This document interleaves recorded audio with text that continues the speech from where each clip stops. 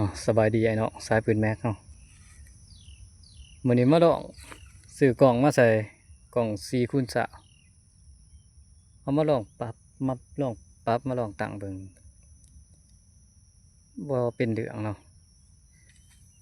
ใครเคยใส่กล่องตัวนี้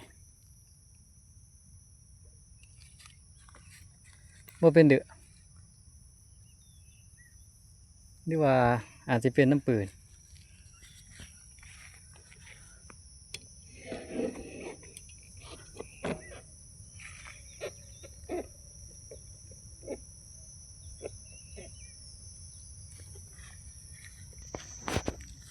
อาจจะเป็นน้ำปืนก็ได้ซื้อลูกมาถือกับสีขาวๆหัวดำมันแห้งได้ตัวนี้แห้งเกินไปรุ่นนี่หนาๆนี่บวมเด้อ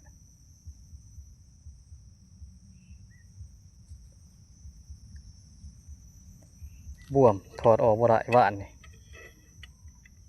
เฮ็ดใหม่นี่มาลองเบิ่ง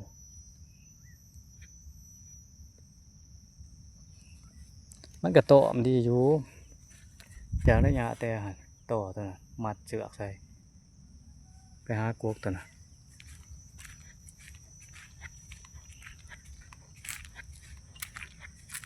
ลองยิงเบิ่งกับบาดทันอิดกะลงลุมนี้บาดพอท่านได้ตะ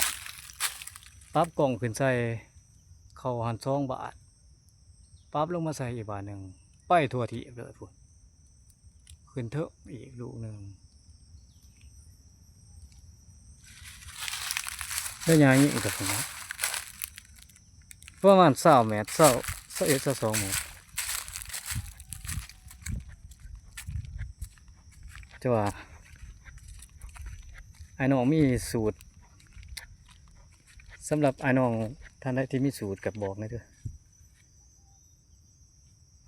อันนี้ปืนลูกแม็กยันได้เปลี่ยนใส่เล่าแหว่งอยู่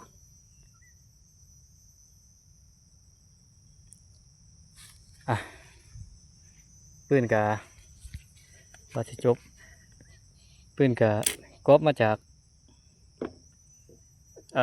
ของต่างประเทศของประเทศที่สั่งมาจากแคนาดามันสื่อเสียปะเขาเห็ดจุด 22สื่อเสียปะได้ก๊อปมาจากเขาอ่ะขอบใจไอ้น้องที่ผ่านเข้ามาเห็นคลิปนี้เนาะท่านใดที่มีความรู้ความสามารถก็แบ่งปันให้กันแน่พอได้พัฒนาต่อไปเนาะขอบใจ